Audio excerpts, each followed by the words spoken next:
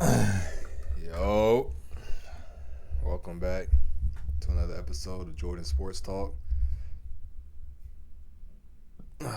It's been a minute. It's been a long time, maybe 3 weeks, but we've been selling a lot. Super Bowl just ended. Congratulations to the Philadelphia Eagles. My dad's a big Eagles fan. Congratulations to him. Some wild NBA trades happened.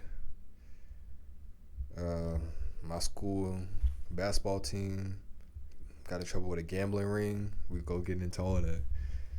Starting off first, Super Bowl recap. It just happened this Sunday.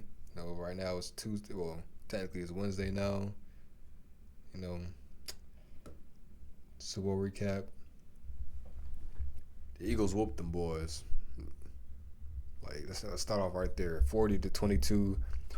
That game could have been 40-7 if we being honest. Them last little pity points they got at the end wasn't nothing for real.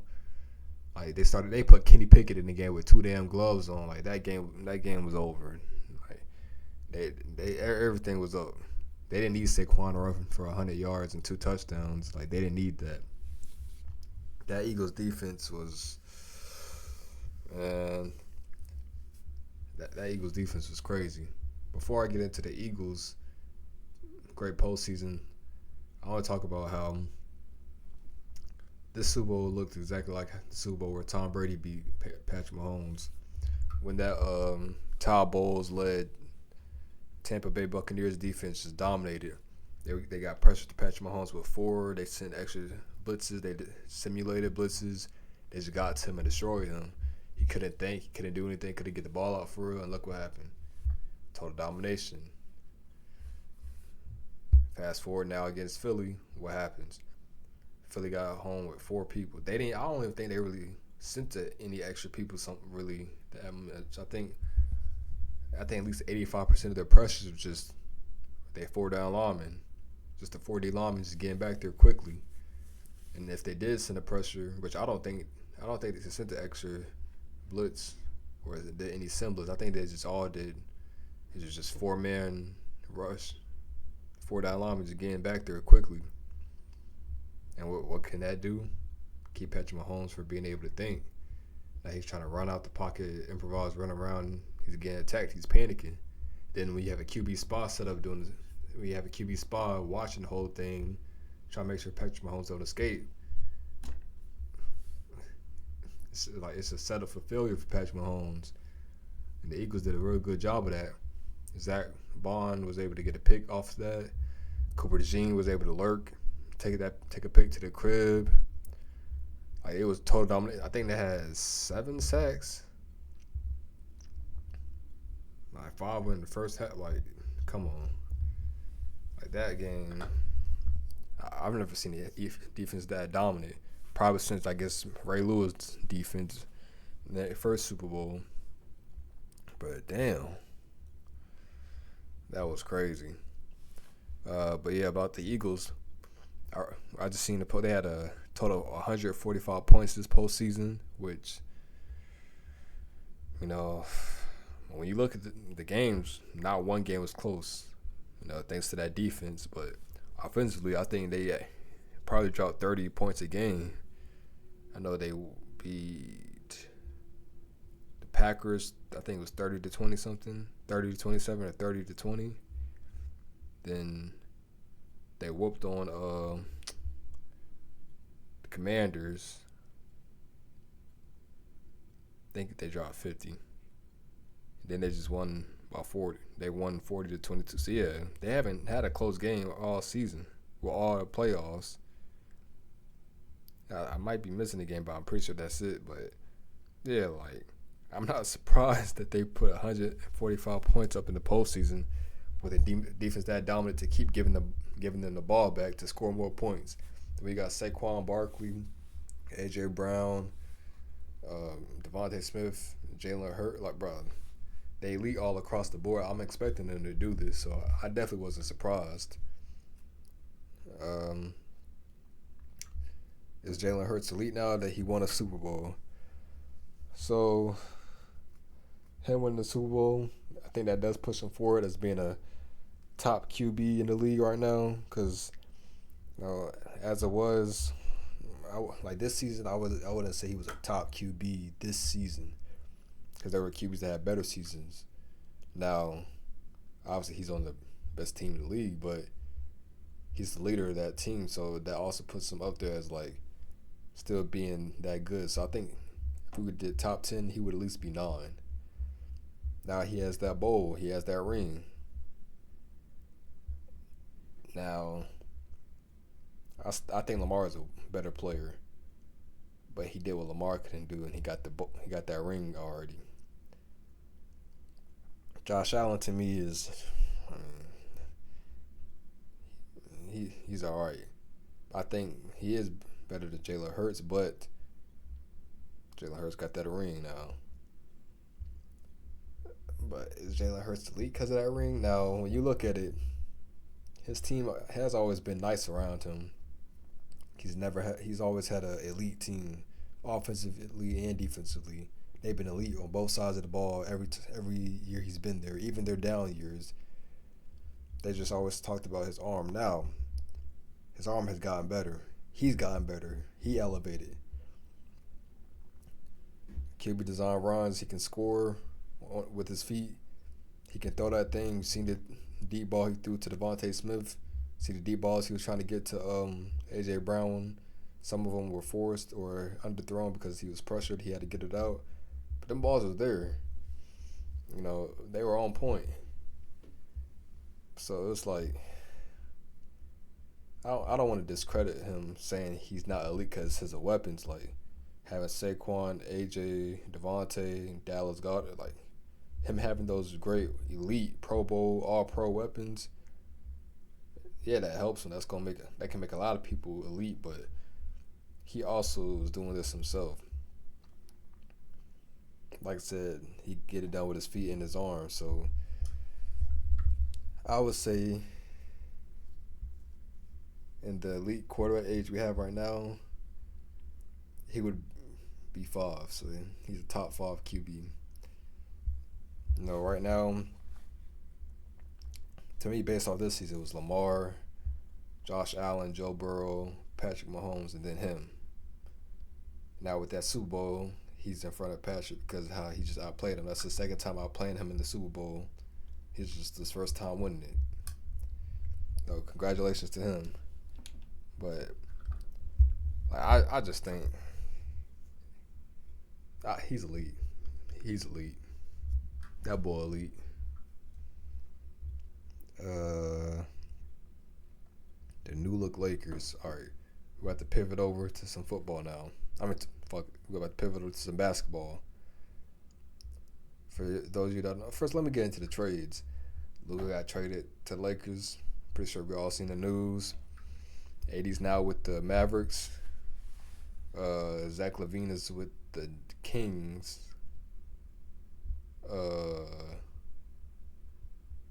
De'Aaron Fox is in San Antonio.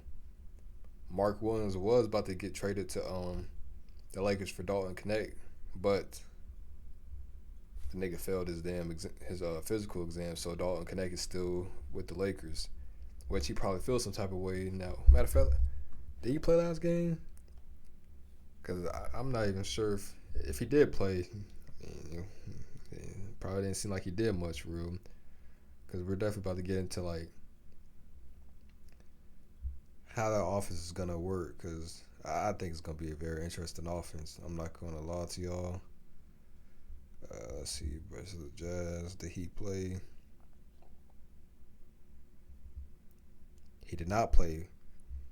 And why did he not play? It says Dalton Connect, DNP personal. DNP personal. He is not fucking with the Lakers. I mean, I wouldn't fuck with you either if you just tried to trade me and now the trade won't go in. So it's like, oh, yeah, come back, I guess. Come back, I guess. So, I mean, business is business. But, yeah, so these new look teams, obviously AD is out for, I think, 6 weeks with I think it was a domino strain or something. But in his first 2 games, yeah, I think he played 2 with the Mavericks won. He dropped 30. He had a high scoring game, shooting two threes, had like three blocks, basically showing that Dallas Mavericks' new defense style with him. Uh, what's big boy name with the ball head? Ooh, what's his name? What's his name? What's his name? What's his name?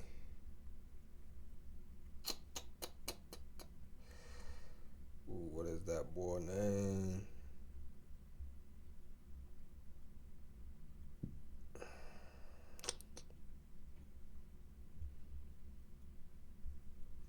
Hold up, I'm about to find the name for y'all.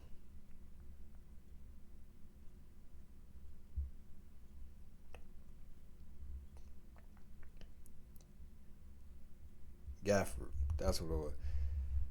The new look Knicks with the new look Mavericks with AD and Gafford. That's a huge defensive front for them. You know, it's blocks on blocks. I think they had a block record when AD just played with them. He had, I think, two or three. Gafford had three. Kyrie had two. PJ Washington had two. So PJ Washington's a good defender. He can get steals. Clay can defend. Gafford obviously can run protect. AD can run protect. So defensively, they look nice. Now offensively, it's where it's like some of them might have off nights or aren't as consistent as they used to be. But Kyrie's leading, and Kyrie can always be deadly. And then you also have to worry about health because, like I said, AD's out right now, which I think is the reason why they traded him was for health issues, which is another reason why Luka also got traded because he didn't play until last night against the Jazz, which was his first game. And his first game was kind of mid, his first game back. But for him, offensively, he doesn't have to have a good game. It's like 30, 40-point games no more. Because the game before that, LeBron didn't play. He obviously didn't play. It was just Austin Reeves. And guess what happened? Austin Reeves dropped 45 points without LeBron or Luka. He carried the Lakers to a win with 45. So if Austin Reeves can get you 40, LeBron can get you 40, Luka can get you 40, you got three 40-point players on offense. And then this game, I think LeBron had 20. Austin had, I think, 17. I think he hit 20. Rui, who can get you at least 20, 25, also had 20 points that game.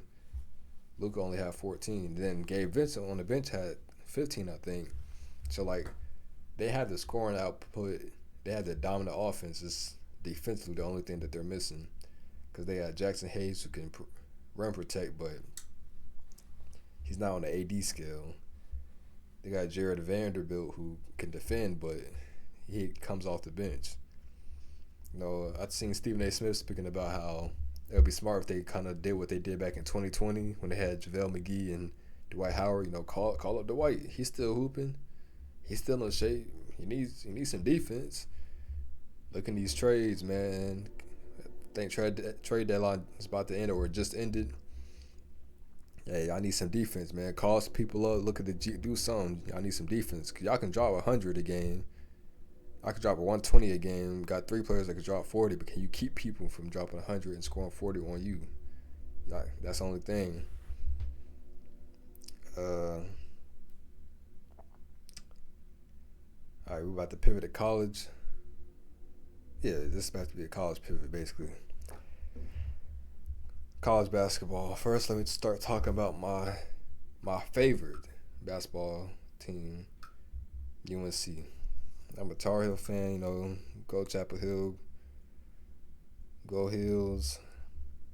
We lost to Duke, got embarrassed, and we just lost to Clemson and got embarrassed. 2 road games back-to-back against 2 of the top teams in the nation. We made it a little close against Duke, but we just got 20-balled versus Clemson. Our March Madness tournament chances are going down. Now, obviously, I honestly don't think we don't even deserve to be in that tournament. I'm not gonna lie. Big man troubles are big. No leadership. Just got people out there just hooping on their own, trying to hoop. Chemistry doesn't seem well. Like, I'm honestly looking at next year. Ian Jackson's gonna be good. Some kids we got in coming gonna be good. Seth Trimble's gonna be good. Elliot Cadeau, we're gonna have a solid squad. We just gotta focus on big because we're too undersized against Duke, who had an average starting lineup of 6'7".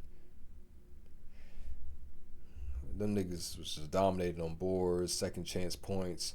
They were long. They were in passing lanes, defending well, blocking shots.